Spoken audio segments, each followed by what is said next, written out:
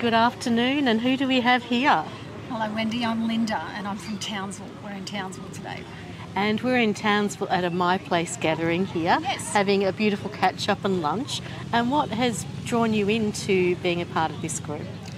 I've been part of resistance groups since early on, so I used to come down here when I was pretty depressed more than 12 months ago and meet with a group of people to be able to talk with people who were awake, who had understanding, and you could share what was happening. And particularly because we were locked out of society and had lost work, it was great to get together with people who understood that. It was really essential, wasn't it? It was. We'd lost so much, but we had to find our feet again and find a new tribe. And we found new family, new tribe. Absolutely. We did. So there are several groups in Townsville, so I've been a member of one, and there's actually nobody else from that group here, so there are so many more people around. So a bit of a link between the groups. Maybe so. Yeah. Maybe so. Some people have said, you go and find out and then share the information with us. So Perfect. Local knowledge is a powerful thing. Yes. Yes. It's great to be part of this group because they're actually proactive and trying to learn in different areas and then share it back with everybody else. So you don't need to try and get your brain around everything. Yeah. You can just focus on one thing and then let other people do the learning for you in another way. It's lovely. You can focus on what you're passionate about. Yes. And work in that area of passion. And people can use their gifts and their interests to help others. Yes. Well, we've seen that even with the gardening table here. It's beautiful. Yes, it's good, isn't it? I brought lemons. Yes. I can grow lemons, so they're on the And table apparently too. there's second generation lemongrass. So someone took some lemongrass, grew so much, they're now bringing extra lemongrass today. Isn't that great? It's lovely. Isn't that great?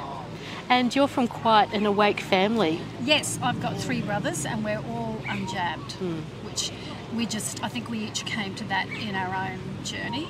And then I'm really particularly close to one of my brothers, and we had both said that we would wait 3 to 5 years. And in that time, of course, we've woken up a lot more. And so we're all unjabbed.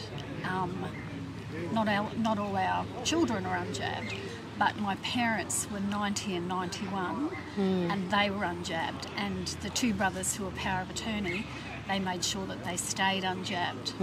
So it was great to have them protected from the jabs through that rough time.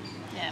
And one of my brothers had actually said to the doctor, because every time my mother went to the doctor was harassing her a little bit, trying to convince her to get the jab, and the brother in control of their health said that she was not allowed to mention it to Mum anymore. And then I went with Mum, because they're in Brisbane. One day when I was down, I went with Mum to the doctor, and the doctor thought, oh good, here's another family member, I'll try and get her jabbed this time. And so the doctor tried again through me, and so we had this thinly veiled, polite argument about it, but she stayed unjabbed.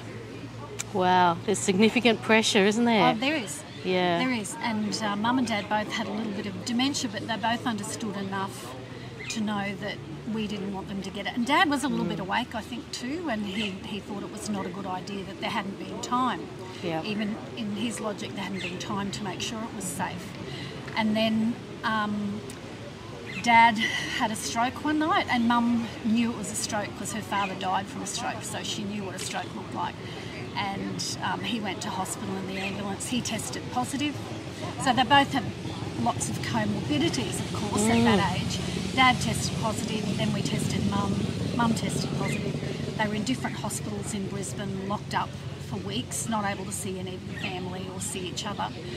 And when Dad got home again, he'd been released from the hospital and the diagnosis was COVID confusion.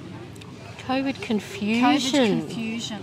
The official diagnosis from the hospital was COVID confusion. COVID confusion. And then I went down to look after him, and I arrived at their house a few hours before he did.